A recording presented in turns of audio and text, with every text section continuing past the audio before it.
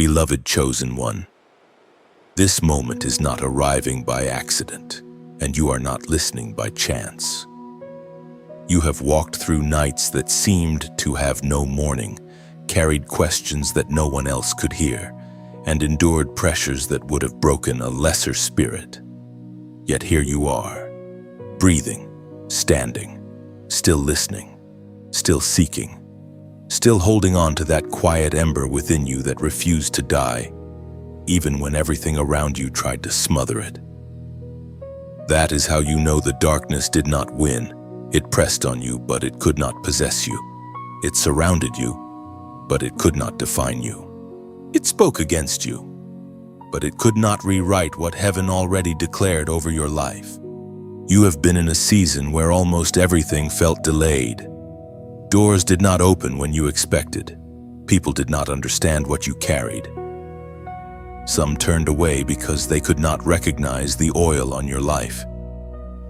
Others misread your silence as weakness, when in truth you were learning endurance in places no one could see. There were battles you fought with tears and battles you fought with restraint. There were moments when you wanted to explain yourself, defend yourself, prove your heart, and yet something deeper kept telling you to be still, to endure, to trust that what is real does not need to beg for recognition. That was not punishment. That was preparation. You are not just someone who survived a difficult chapter. You are someone who was refined inside it. There is a difference. Survival means you made it out alive. Refining means you came out changed. The fire touched you, but it also revealed you. It burned away illusions. It exposed what was fragile and strengthened what was eternal. You now see more clearly than before, not because life became easy, but because pain forced you to stop living on the surface. You had to go deeper. You had to learn the sound of truth when every other voice grew loud. You had to discover that peace is not the absence of conflict, but the presence of God in the middle of it. That is why this message matters. It is not merely telling you that better days are coming. It is revealing that something has already shifted. The darkness is over, not because every problem has vanished in a single instant, but because its season of authority in your life has ended. There is a difference between being attacked and being owned. There is a difference between passing through a valley and building your home in it. For a long time, the enemy wanted you to believe the valley was your identity. He wanted you to call your sorrow your name. He wanted you to think confusion was your normal, heaviness was your destiny. Delay was your permanent address, and rejection was proof that you were forgotten. But none of that was truth. It was a long assault against your perception. If he could not destroy your calling, he wanted to distort it. If he could not steal your purpose, he wanted to exhaust your faith before you stepped into it. But look at what happened. You are still here. You still feel conviction. You still long for what is pure.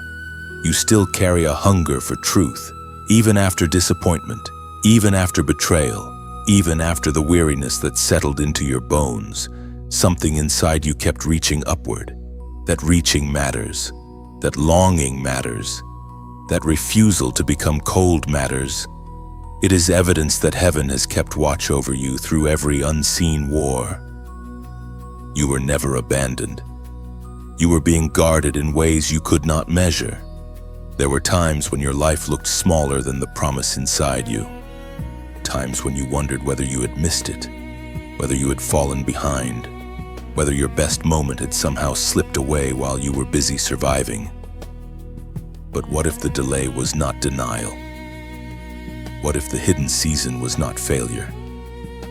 What if the quiet was not emptiness, but holy construction? The foundation had to be strengthened before the weight of your next season could safely rest upon it. The vessel had to be enlarged before the oil could increase. The heart had to be purified before the assignment could fully unfold. You were asking for elevation while God was building depth. And now the depth is beginning to speak. This is why you cannot return to the version of yourself that lived in constant apology, constant fear, constant shrinking.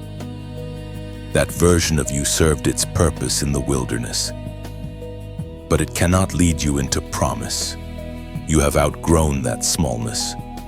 You have outgrown the need to be understood by those committed to misunderstanding you. You have outgrown the habit of dimming your light just to make others comfortable in their own shadows. What is on your life is too sacred to keep hiding. What God preserved in you through every attack was not meant to stay buried under self-doubt. It was meant to rise. So hear this clearly. The chapter of crushing is giving way to the chapter of clarity. The season of confusion is yielding to discernment. The inner warfare that wore you down is losing ground. You may still feel the echoes of old battles, but echoes are not authority. They are only reminders of something that is already passing away. Your spirit knows the difference.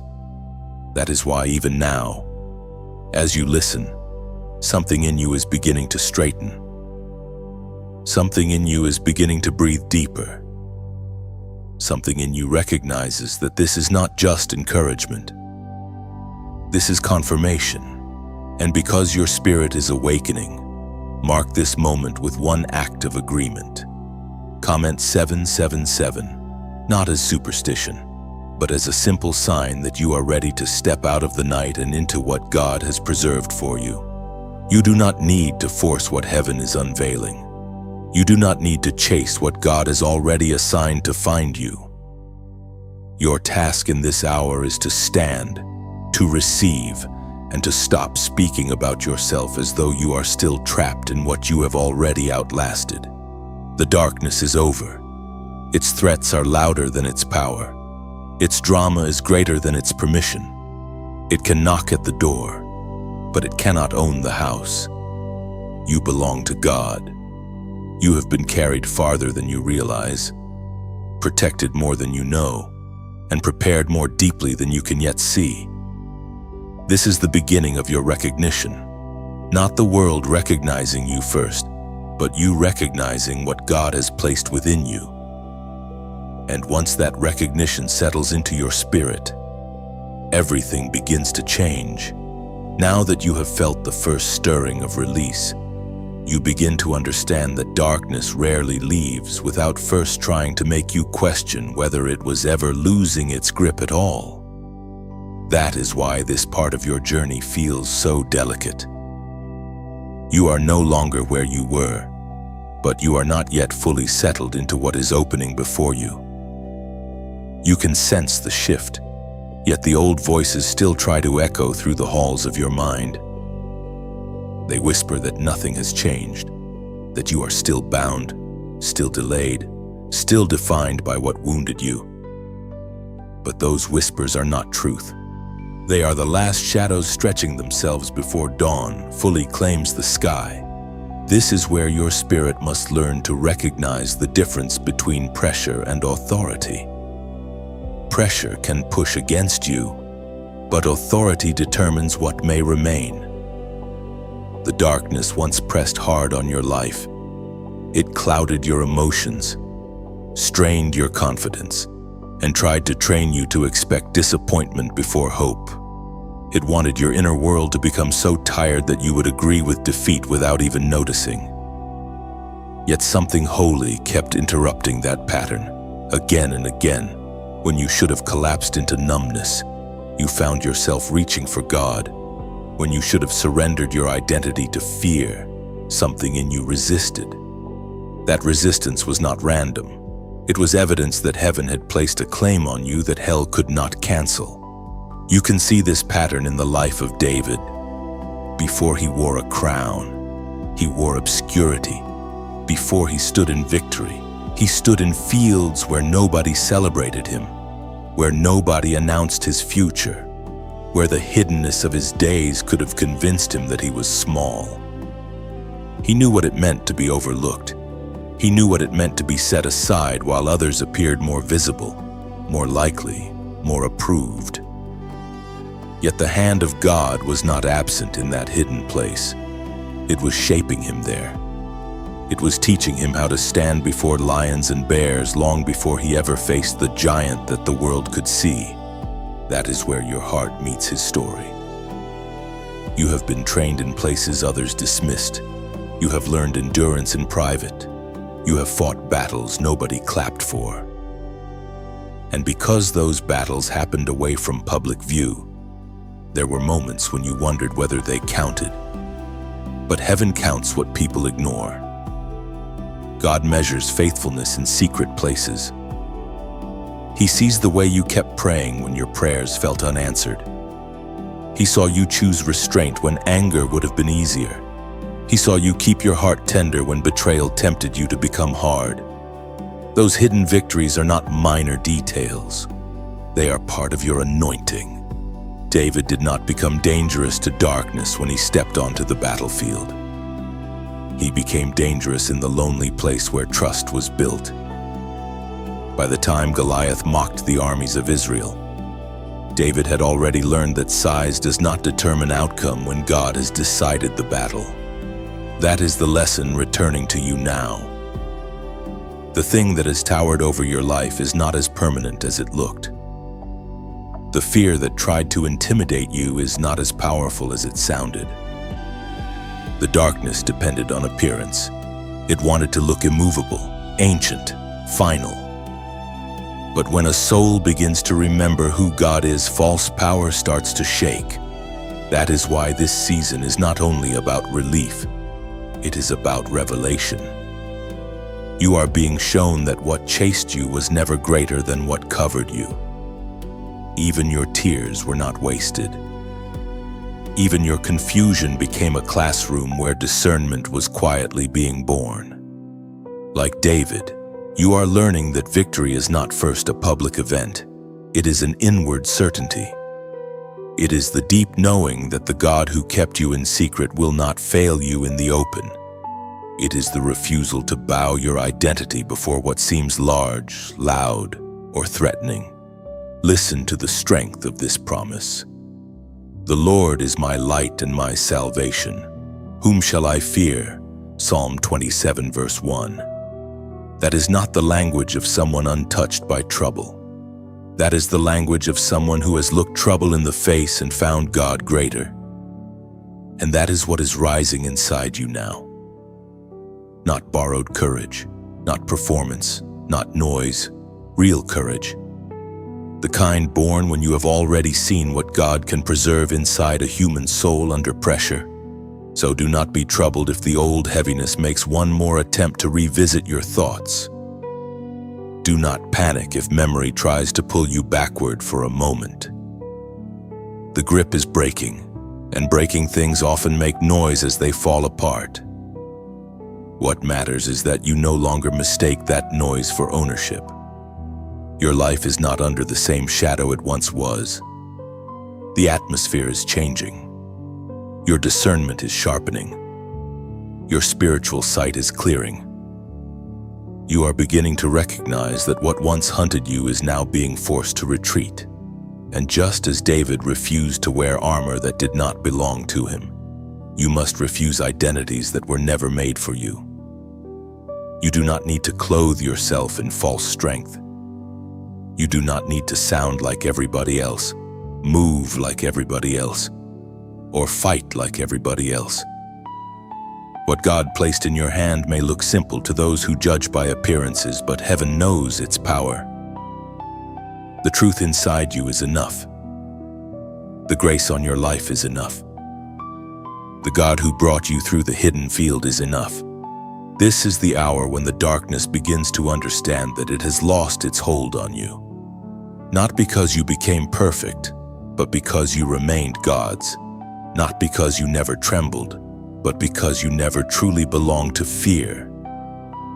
Like David stepping forward while others step back, you are moving toward the thing that once tried to silence you, and it will not stand forever before the will of God. You are beginning to see that the wounds you carry are not proof that you lost. They are proof that you stood in places where many would have fled. and you remained there long enough for God to turn injury into instruction. That is the sacred mystery of this season. What hurt you did not get the final word. What marked you did not get to name you. The scars are still part of your story, but they no longer speak the language of shame. They speak of survival, endurance, and the quiet kind of courage that does not need applause to be real. This is why your healing has felt deeper than simple relief. God is not only lifting pain from you, He is showing you what the pain produced. He is revealing the strength that formed beneath the surface while you thought you were only trying to make it through another day. There were hours when you believed you were barely holding on, but even then something eternal was being established in you. Your compassion deepened, your discernment sharpened. Your tolerance for what is false began to fall away. You started to recognize what carries life and what only drains it. None of that came cheaply. It was born in the places where your heart was stretched, and your spirit was forced to depend on God in a way that comfort never could have taught you. David knew this transformation well. After the field and after the giant, his journey did not suddenly become easy. In many ways, the battles changed shape and became even more personal. He was celebrated by people one moment and hunted by Saul the next. He knew what it was to be praised in public and then driven into caves as if his life were worth nothing. He knew what betrayal felt like, what misunderstanding felt like, what it meant to carry a promise that looked delayed by danger and interrupted by injustice. Yet those caves became more than hiding places. They became places where the anointing was tested and purified. That is where your scars meet His. You have known what it is to carry a calling while also carrying exhaustion. You have known the ache of being misread. You have known what it feels like to do no wrong and still become the target of someone else's insecurity, envy, or fear. That kind of pain can tempt a soul toward bitterness. It can make you want to answer injury with injury, to repay confusion with coldness, to let disappointment harden your inner world. But the strength God is building in you is holier than retaliation. It is the strength to remain true without becoming cruel. It is the strength to keep your heart alive while wisdom grows around it. David had the chance to strike Saul and end the pursuit with his own hand, but he refused to seize by force what God had promised to establish in its proper time. That restraint was not weakness. It was strength under surrender. It was the power to act without the need to prove power.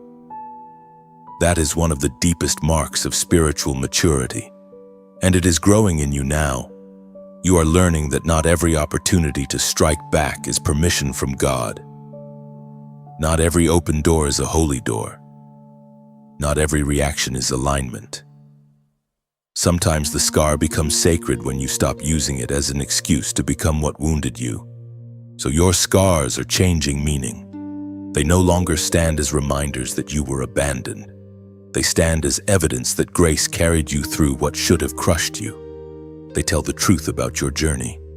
Yes, you were pressed. Yes, you were misunderstood. Yes, you cried in secret and wondered how much longer the pressure could continue. But you also prayed. You also rose again. You also kept going when your emotions were thin and your strength seemed small. That is why the darkness is losing more than access to your life. It is losing its right to interpret your pain for you. And there is another reason this matters. People around you are going to need the strength that was forged in your hidden places. The scars you once wanted to hide may become the very places from which wisdom flows. Someone will hear your voice and realize they are not alone. Someone will watch the way you carry peace now and understand that healing is possible. Someone will see that God can preserve tenderness in a world determined to make hearts hard. This is how pain redeemed becomes ministry, even before you call it that. If this message is already confirming something in your spirit, let that agreement take shape in a simple way. Let your presence be known through a like. Share this with someone who needs to hear that their night is not permanent, and subscribe so you stay connected to the next word being built on this foundation. And for those who feel led to support this work more deeply, there is also a way to donate through the description. None of that changes the truth itself, but it helps carry the light farther. And that matters because your story was never meant to end in a cave. David was shaped there, but he was not destined to remain there.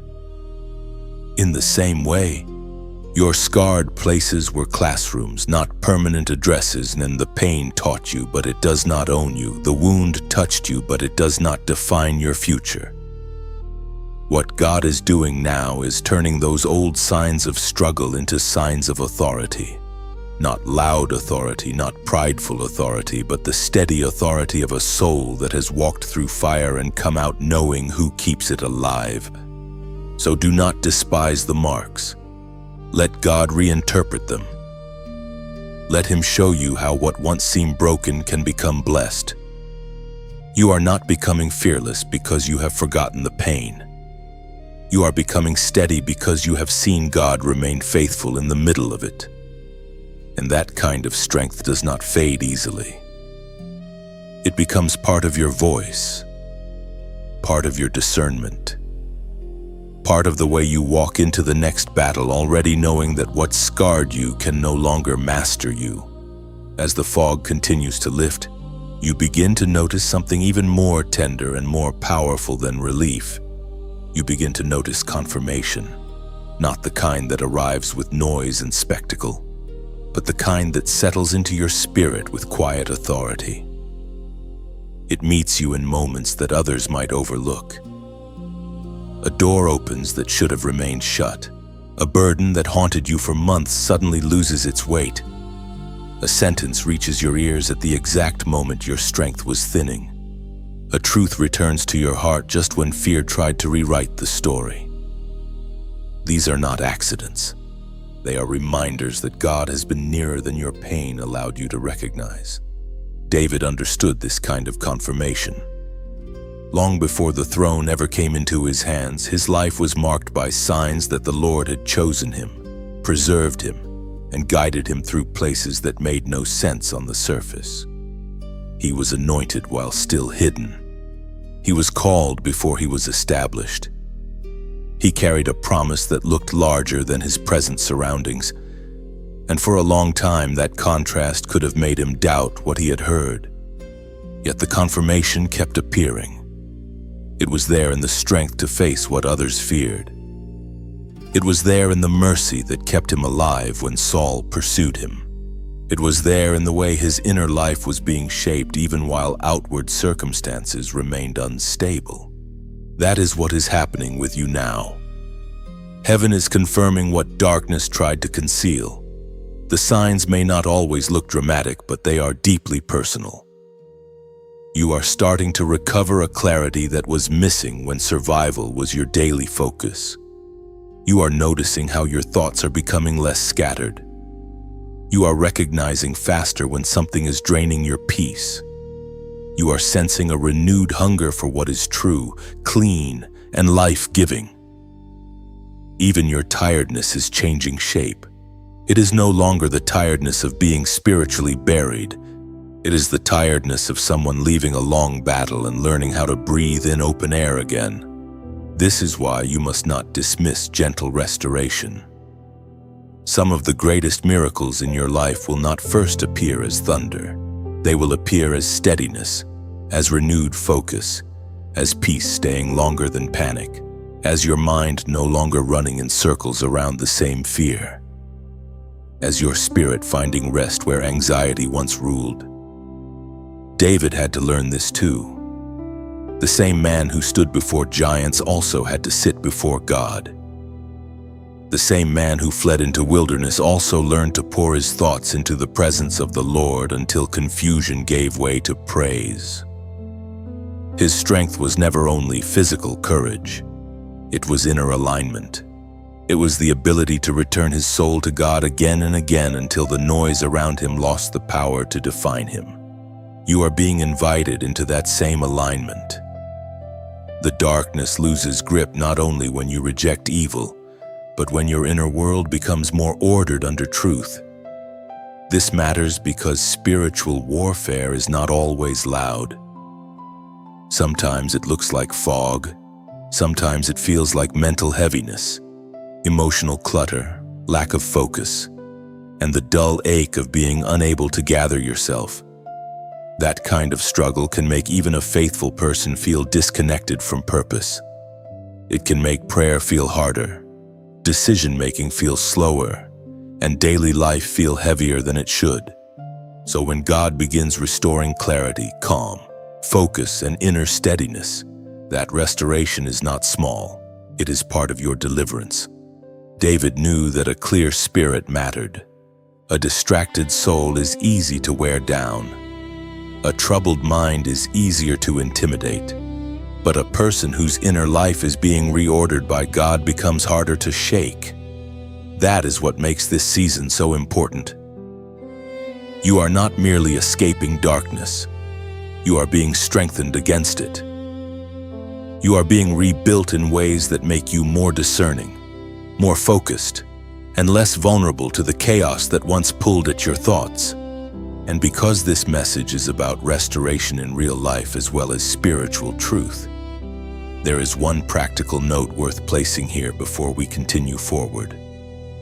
Some people listening may feel that one of their deepest struggles has been mental fog, low focus, stress, creative blockage, poor rest, or the sense that their mind has not been operating with the sharpness and peace they need. A product often presented for that kind of issue is the Genius Wave, also called Genius Song.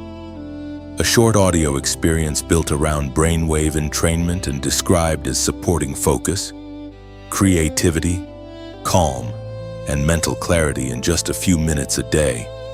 If that kind of support feels relevant to your current season, you can look for the official information in the description or the pinned comment. Be careful with imitations and only use official sources if you choose to explore it. And after considering what may help support your mind in practical ways, return again to the deeper truth that no tool can replace the hand of God on your life. What heaven is doing in you is greater than a temporary lift in emotion. It is the rebuilding of your inner world. It is the restoring of spiritual balance after a long season of strain. It is the quiet strengthening of your heart so that when the next assignment appears, you will not meet it from panic, but from peace. This is how confirmation often works. God gives you just enough light for the next step, then watches whether you will walk in trust before demanding the whole map. David lived inside that rhythm. He was given signs, not the entire sequence. He was given assurance, then wilderness. He was given victory, then waiting. Yet each stage proved the same thing. The Lord was with him, not only in breakthrough, but in process. And that is the same assurance settling over you now. So let your spirit receive this without striving. You do not have to force certainty. You do not have to manufacture peace. You only have to recognize what God is already making plain. The fact that you are still here, still listening, still being softened instead of shattered, is itself a sign. The fact that your hunger for truth is returning is a sign. The fact that the darkness no longer feels as convincing as it once did is a sign. Heaven is confirming your path little by little, breath by breath, step by step. And what is being confirmed now is not only that you survived the dark season, but that you are being prepared to walk with greater wisdom, greater steadiness, and greater light than before. There comes a moment in every true rising when not everything can follow you. This is one of the hardest truths for a chosen soul to accept, because your heart has never been shallow. You have loved deeply, waited patiently, forgiven more than people realized, and carried hope for situations long after others would have walked away. But as God brings you into greater alignment, He also begins clearing away what was never built to walk into that next season with you. This is not cruelty. It is mercy. It is protection. It is the wisdom of heaven refusing to let old attachments keep speaking into a life that is being made new. David knew this kind of separation with painful intimacy. His journey was not only marked by giants and victories, it was also marked by loss, distance, and the ache of being pulled away from what once felt familiar. There were places he could not remain. There were relationships that could not stay what they had been. There were seasons when loyalty could not prevent division, and innocence could not stop misunderstanding. Saul had once welcomed him, yet later hunted him. The same atmosphere that first made room for him became unsafe for his spirit and dangerous for his life. David could not remain where jealousy had enthroned itself. He had to leave, not because he lacked love, but because God was leading him beyond a place that could no longer hold what was growing in him. That same pattern appears in your life now. You are discovering that some people only knew how to relate to the version of you that was exhausted, doubting, overextending, and easy to manage. They understood you when you were apologizing for your light. They felt comfortable when you were carrying what belonged to them along with what belonged to you. But the moment God begins restoring your clarity, your boundaries, and your peace, something changes. What was once tolerated in you becomes challenged. What was once welcomed becomes questioned, not because you became wrong, but because alignment exposes what was sustained by imbalance. This can feel lonely if you do not understand what is happening. The heart naturally asks whether it did something wrong. It wonders whether honesty became harshness, whether peace became distance, whether growth became pride. But not every separation is rebellion. Not every ending is failure. Sometimes God removes your footing from places where your spirit would have slowly diminished if you had remained. Sometimes He allows what is unstable to fall away so you no longer waste strength trying to hold together what heaven has already judged unfit for your future. David had to learn how to carry grief without losing direction. He did not always understand why the road unfolded the way it did, but he kept moving under the hand of God. He learned that anointed people still walk through painful partings. Chosen people still experience rejection. Favored people still encounter doors closing behind them. None of that meant the promise was gone. In many ways, it meant the promise was getting nearer. Because before God establishes you in a new place, He often loosens your dependence on the old one. That is why this present separating in your life is sacred, even if it hurts. You are being untangled from environments that trained your nervous system to stay on alert. You are being pulled out of conversations that kept feeding confusion. You are being distanced from patterns that looked normal only because you had lived with them for too long. And as difficult as this is, your spirit can feel the truth of it. There is grief, yes, but there is also relief. There is sadness, but there is also breath. There is loss, but there is also a growing sense that your soul can finally hear itself again in the presence of God. Listen to this promise with your whole heart. The Lord will fight for you and you shall hold your peace. Exodus chapter 14, verse 14. That word matters here because separation often feels like a battle you did not choose. You may want to explain everything, rescue everything, restore everything, and make everyone understand. But there are moments when God does His deepest work while you stop striving to preserve what He is already removing. Peace is not passive in that hour. Peace is trust. Peace is you refusing to chase what God is uncovering as misaligned. David did not force himself back into Saul's house. He did not spend his life begging old doors to reopen. He moved where God preserved him, even when that movement required wilderness before fulfillment. And now you are being asked to do the same in your own way. Let what cannot follow fall behind. Let what cannot bless your future lose access to your present. Let the Lord untie your soul from places where your growth was constantly negotiated. This is not the end of love. It is the end of bondage disguised as loyalty. It is the end of confusion disguised as connection. It is the end of carrying what God never assigned to you.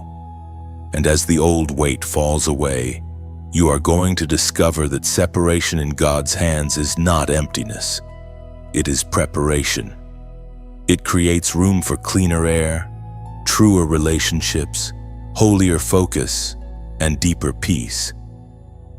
The darkness loses another layer of influence when you stop calling misalignment home and start trusting that whatever God removes, He removes to make room for what can truly remain.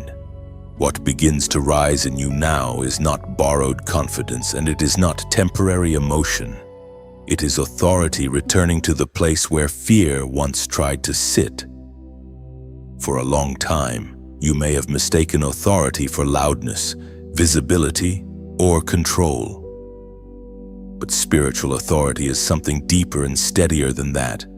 It is the calm certainty that comes when your soul has passed through testing and discovered that God remains faithful on the other side of it. It is the inner posture that no longer bows to intimidation, because you have learned that what is sent against you must still answer to the Lord who called you. David grew into this authority slowly. It was not handed to him in one shining moment without process. Even after being chosen, even after being anointed, even after proving himself in battle, he still had to walk through long seasons where the outward signs of authority were missing. He was still pursued. He was still misunderstood. He was still living in caves while carrying the oil of a king. That contradiction would have broken a lesser heart. But in David, it produced depth. It taught him that authority does not begin on a throne. It begins in surrender. It begins in the hidden decision to trust God when your circumstances suggest that nothing is moving. That is why what is happening in you now matters so much. You are no longer looking outside yourself for permission to become who God has called you to be. You are no longer waiting for every voice around you to agree before you walk in truth. The authority being restored to you is not arrogance. It is alignment. It is the restoration of spiritual weight. When you speak now, something in your words carries more clarity because it has been tested. When you discern now, it cuts deeper because you have learned through pain what peace feels like and what falsehood feels like. When you pray now, there is more gravity in it, because your prayers are no longer just hopes floating upward. They are prayers forged in wilderness, prayers that know what it means to cling to God when nothing else feels stable. David carried that kind of weight. Men gathered around him in caves not because he looked established, but because something on his life was already speaking before the crown ever appeared. Authority was present before recognition arrived. That is a word for you. There is something on your life that is speaking before the full evidence appears. Heaven is restoring your spiritual posture before it restores every visible detail. You are being made ready inwardly so that when the outward door opens, you will know how to carry it without losing yourself. This is also why old intimidation tactics are failing. They may still attempt to revisit you, but they do not land the same way anymore. What used to shake you for days now loses force more quickly. What used to send you into confusion now gets recognized sooner. What used to silence you now reveals itself as noise. That is growth. That is authority. That is what happens when God restores a chosen one from the inside out. You stop reacting like a captive and start standing like someone who remembers where your life truly belongs, and yet true authority remains tender before God. David, for all his courage, kept returning to worship, to inquiry, to dependence. He did not become strong by abandoning humility. He became strong by deepening it. That is the pattern for you as well. The more authority rises in you, the less need there is to force, to prove, and to perform. You become steadier, cleaner in your motives, clearer in your decisions, harder to manipulate, less vulnerable to flattery, less moved by fear, more rooted in what God says than in what shifting voices prefer. If this message is strengthening something real inside you, let that agreement move outward in a simple and meaningful way. Leave a like so this word can keep reaching those who are still fighting to remember who they are. Share it with someone whose authority has been buried under exhaustion and who needs the reminder that God is restoring what darkness tried to suppress. Subscribe so you can remain connected as this message continues unfolding from one layer of healing into the next. And if you feel led to help support this channel and the work being carried here, there is also a way to donate through the description. Because this restoration is not only for comfort, it is for assignment. David was not preserved merely to survive Saul. He was preserved to lead. In the same way, you are not being rebuilt only so you can feel better. You are being rebuilt so you can stand where God places you, without collapsing under the weight of it. Authority has returned to your spirit, and though it may still be growing, it is already changing the way you see, the way you pray, and the way you walk. The darkness can feel that change. Heaven has already marked it, and now your life is beginning to move in agreement with what God decided long before fear ever tried to challenge it. And as this authority settles more deeply into you, you begin to notice that it changes the atmosphere around your choices. You hesitate less when truth becomes clear. You recover faster when old fear tries to visit. You no longer feel the same obligation to explain every boundary, every silence, or every act of obedience to people who cannot discern what God is doing in your life. That is not coldness, it is maturity. It is what happens when your spirit is no longer begging permission to walk in what heaven already approved. David had to grow into that kind of steadiness. There were moments when he could have rushed ahead, forced outcomes, or let emotion govern his next step. But the deeper work of God was making him able to carry power without being ruled by impulse. That same work is happening in you. Your authority is not being restored so you can dominate others. It is being restored so you can remain governed by God even when pressure rises around you. This means the next season will not be built on panic. It will be built on alignment. You are learning to move from peace instead of desperation, from discernment instead of noise, from conviction instead of insecurity. That is why the darkness is losing ground. It cannot control a life that has become more rooted in truth than in fear. So receive this strengthening with reverence. Let it settle into your mind, your speech, your decisions, and your daily walk. The authority returning to you is not a performance to maintain. It is a condition of the soul being restored to its rightful order under God. And once that order is established, your life begins to carry a different kind of presence, one that does not need to shout to be felt, because heaven is already breathing through it. By now, you can feel it more clearly.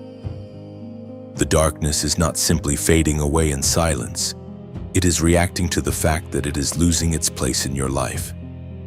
That is why the pressure may rise one more time with unusual force, as if everything that once threatened you has gathered itself for a final display. This is the moment that often confuses people. They think the renewed resistance means they are going backward.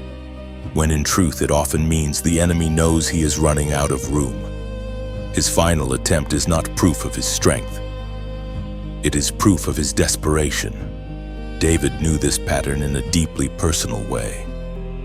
There were many seasons in which danger pursued him, but one of the most crushing moments came when he returned to Ziklag and found devastation waiting for him.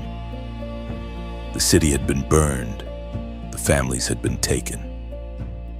The grief was so severe that even the men who had stood with him were overcome and turned their anguish toward him. In a single moment, David faced loss, leadership pressure, emotional collapse all around him, and the threat of rejection from those closest to him. If there was ever a moment designed to break a man at the edge of promise, this was one of them. That is why his story meets you here so powerfully.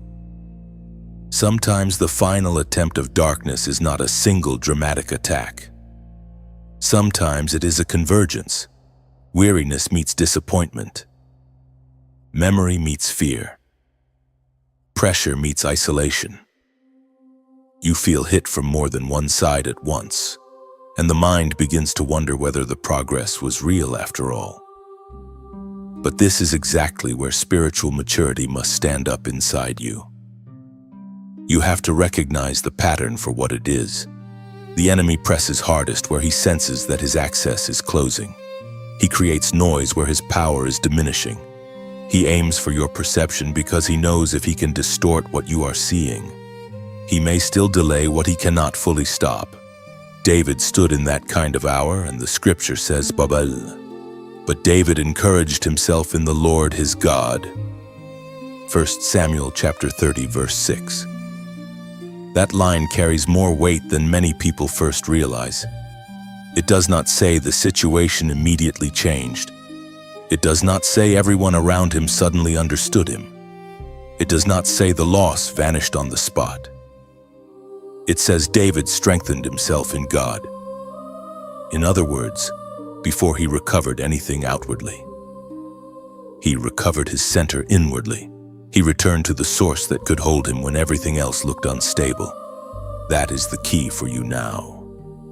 The enemy's final attempt fails when you refuse to let outward chaos decide your inward posture. You may feel the pressure, but you do not hand it the throne of your soul.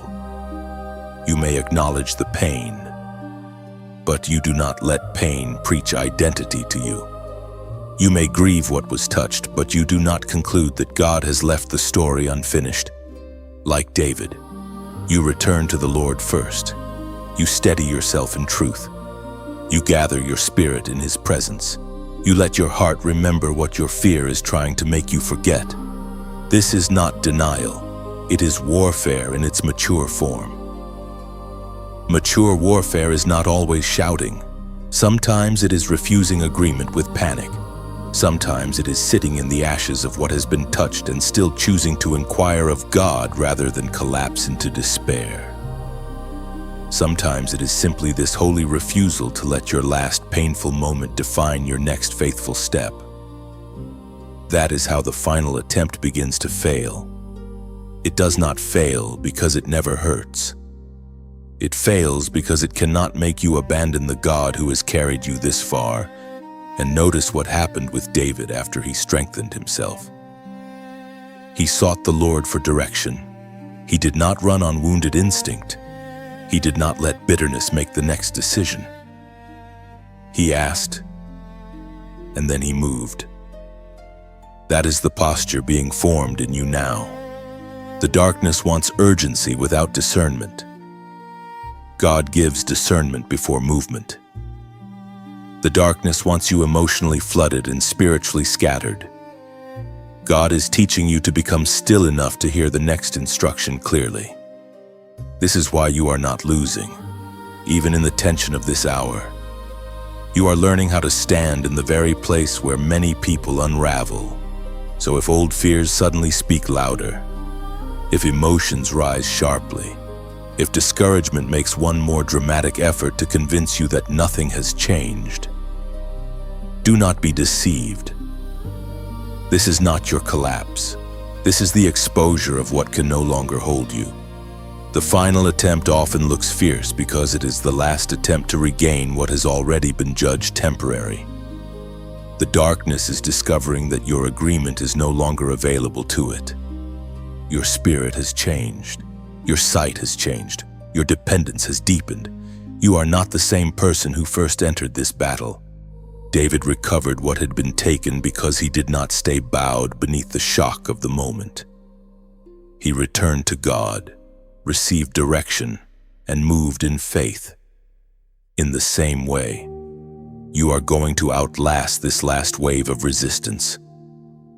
You are going to watch the thing that tried to break your focus lose its authority before your eyes. What rose against you will not remain over you. What tried to finish you will fail to define you.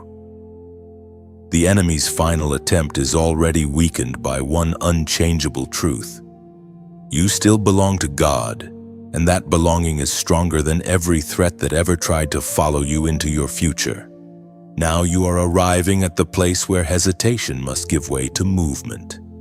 The darkness has already spent itself trying to delay you, confuse you, and make you believe that your calling was too far away, too heavy, or too holy for someone as wounded as you. But that lie cannot survive any longer. You have come too far in God, learned too much in secret, and endured too many refining fires to remain standing at the edge of your own obedience. This is the hour where you stop only looking at the door and begin walking through it. David knew what it meant to live with a promise before fully stepping into it. For years he carried the oil of calling while still moving through danger, uncertainty, and delay. But there came a point when the hidden season could no longer remain hidden. The one who had been trained in fields, caves, and wilderness had to move into public purpose. That transition was not only about position, it was about readiness. By the time David stepped into greater responsibility, he had already been emptied of much of the pride, haste, and self-trust that could have ruined him earlier. The waiting had done its work. The testing had done its work. The losses, the prayers, the restraint, the hidden faithfulness, all of it had formed a man who could finally carry what had once seemed beyond reach. That is what makes this moment so sacred for you. You are not stepping forward as the version of yourself that first entered the battle. You are stepping forward changed. The fear that once ruled you has been exposed. The approval you once chased has lost much of its power. The confusion that once kept you circling the same mountain is clearing. You are beginning to understand that calling is not something you perform for people. It is something you live before God. And when that truth settles into your spirit, it breaks the spell of hesitation. There is still a kind of trembling that can happen here, but it is not the trembling of defeat. It is the trembling of transition. It is what happens when a soul realizes that the season of preparation is opening into the season of responsibility. You can feel that your life is asking more of you now. Your words matter more. Your focus matters more. Your obedience matters more. What you permit around you matters more.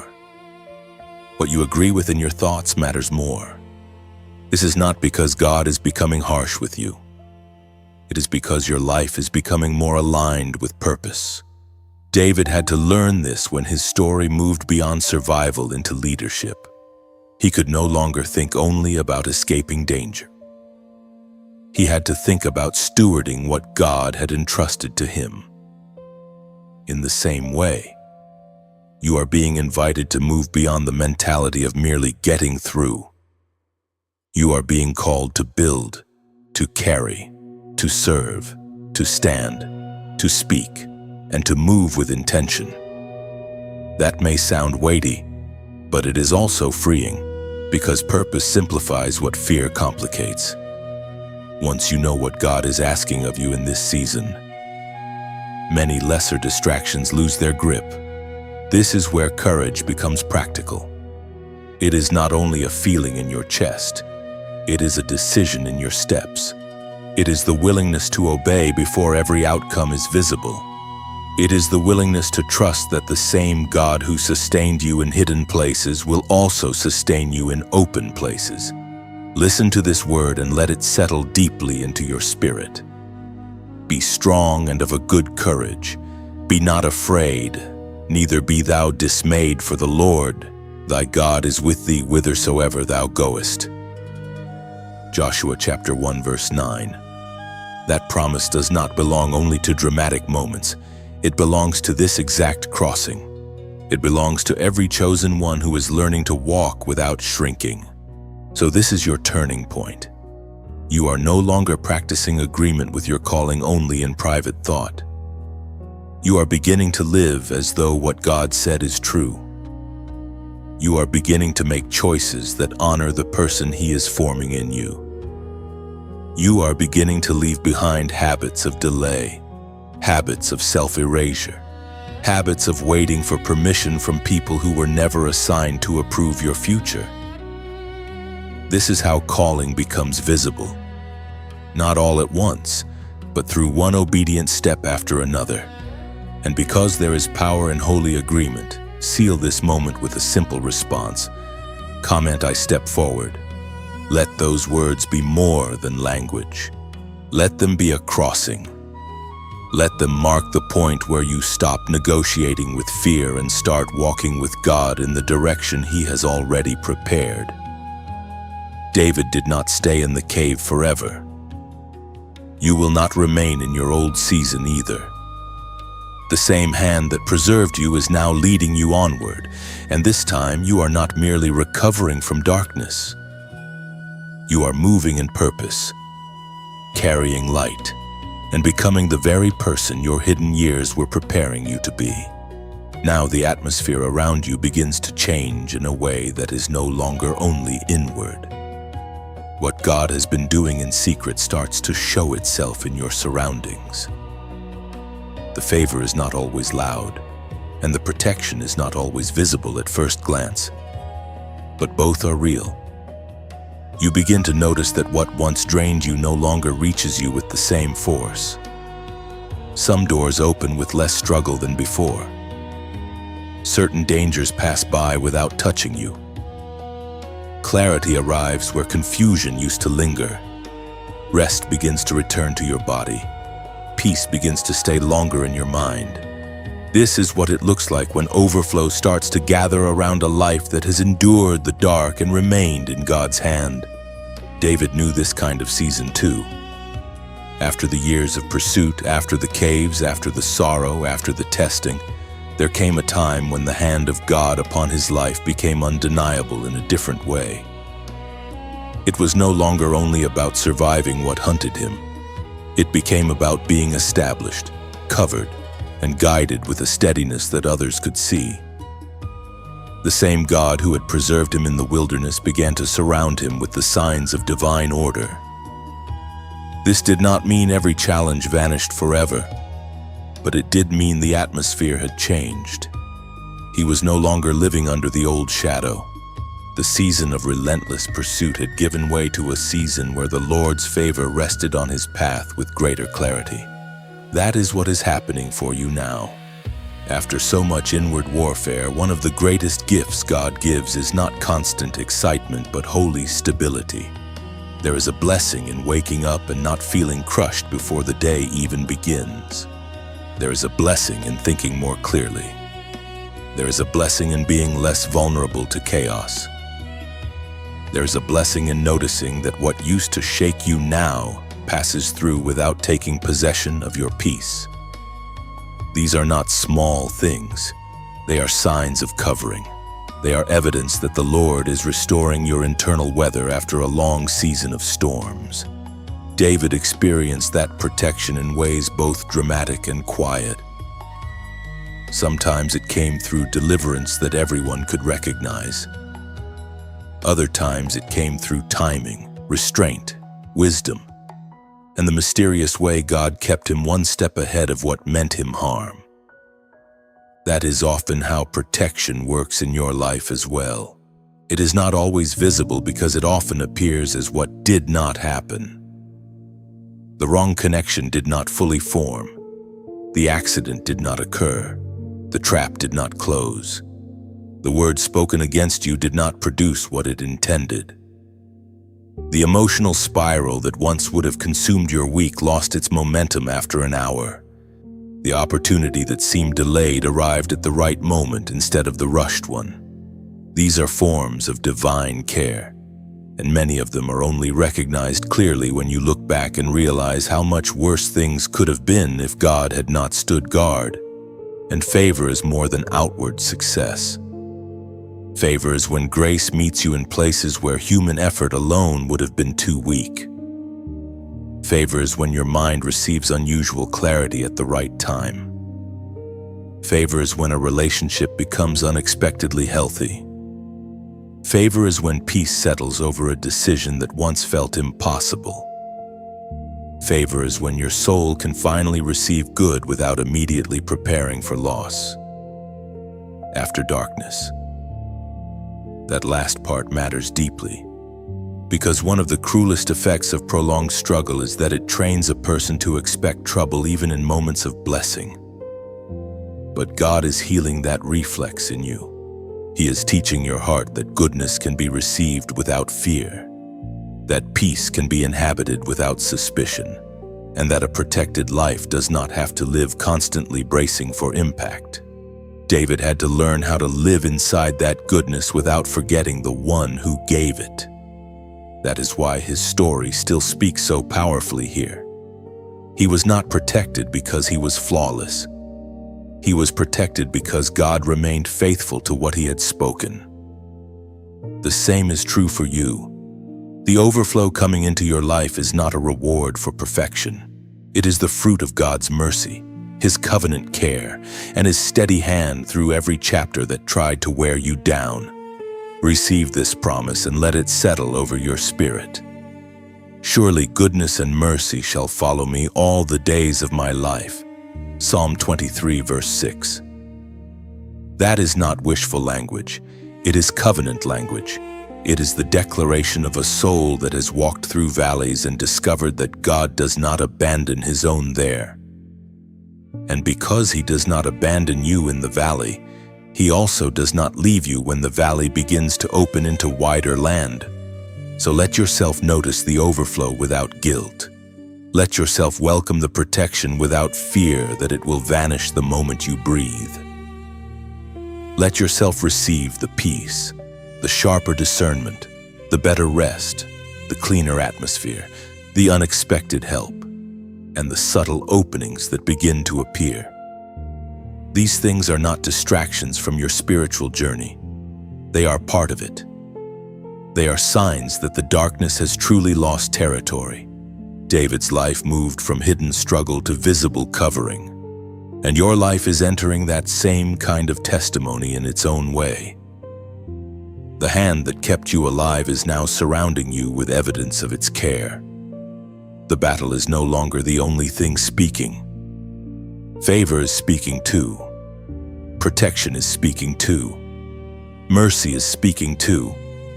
And as they gather around you, you begin to understand that this new season is not merely about escaping what was dark.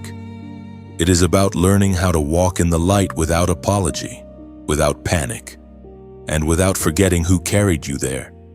Now you stand in the light of what God has been doing all along. The long night did not erase you. The pressure did not define you. The battles did not cancel the promise. You are still here. And more than that, you are not here as the same person who first entered the valley. You have been changed by endurance, softened by mercy, sharpened by truth, and steadied by the hand of God. This is what it means to be crowned in light. It does not mean you never suffered. It means suffering did not get the final word. It means darkness had its hour, but it did not have your future. There is a holy difference in you now. You hear it in the way your spirit responds to truth. You feel it in the way peace returns more quickly than fear. You notice it in the way your heart no longer reaches so easily for what once kept you bound. You have crossed through something real. Even if the outward details of your life are still unfolding, the inward shift is undeniable. You know now that God has kept you. You know now that what He planted in you survives storms. You know now that you were never abandoned in the hidden years. Heaven was not silent because it had forgotten you. Heaven was shaping a vessel that could carry more light than before. This is why you cannot go back to speaking over yourself with the language of defeat. You cannot keep introducing yourself to your future as if your past is still in charge. The old labels have lost their authority. The old fear has lost its throne. The old confusion has lost its right to narrate your life. You are walking forward now, not because you understand every detail, but because you trust the one who has already carried you farther than your own strength could have managed. What lies ahead is not perfect ease, but it is holy ground. It is a season where you move with greater clarity, greater discernment, and greater awareness of who you are in God. And as you enter this new season, let your heart receive a prayer that rises gently from everything you have walked through. Father, in the name of Jesus, I thank you for the life listening right now. I thank you for every battle you did not allow to destroy them. I thank you for every unseen mercy, every hidden rescue, every moment when your hand covered them even when they did not know how close they came to breaking. Thank you for preserving their mind, their spirit, their calling, and their future. Thank you that the darkness is over and that what once oppressed them no longer owns them. Wash every remaining trace of fear from their inner world. Remove every lie that still tries to cling to their thoughts. Heal every place where sorrow rested too long. Restore what has been drained. Strengthen what has grown tired. Clarify what has felt uncertain. Let your peace settle over them like morning light after a violent storm. Lord, teach them how to walk in this new season without shrinking. Teach them how to receive joy without fear, rest without guilt, and purpose without hesitation. Guard their heart from every counterfeit voice. Surround them with what is clean, true, and life-giving. Let their steps be ordered by you. Let their discernment become sharper. Let their spirit remain tender toward you and strong against darkness. And wherever they have felt delayed, I ask that you redeem the time with a grace so deep that they will know only you could have done it. Let them remember, in every new blessing and every quiet day ahead, that it was your hand that carried them through. In Jesus' name. Amen. Stay in that prayer for a moment. Let it sink beneath the surface. Let it become more than words. Let it become agreement. Because this final stretch of your journey is not about merely celebrating survival. It is about learning how to live as someone who has truly been delivered. It is about walking in the world with an inward crown, one that cannot be seen by every eye but can be felt in the atmosphere around your life. You become steadier, kinder without becoming weak, clearer without becoming harsh, humble without becoming small. This is the beauty of a soul that has passed through fire and come out carrying light. And because messages like this are meant to keep reaching the ones who are still fighting their way through the dark, let your response be part of that work. Leave a like if this word has met you in a real place. Share it with someone who needs to hear that their battle is not their ending. Subscribe so you remain connected to the next message and the next strengthening word that builds on what God has begun here. And if you want to help support this channel and the work behind these messages, there is also a way to donate through the description. Now walk forward with this settled deep in your spirit. You are not forgotten. You are not delayed beyond redemption. You are not defined by what tried to wound you. You are chosen, preserved, and led by the God who finishes what he starts. The darkness is over. The light is not ahead of you only. It is already rising within you. And from this day forward, you do not walk as someone waiting to become whole. You walk as someone God has been restoring all along.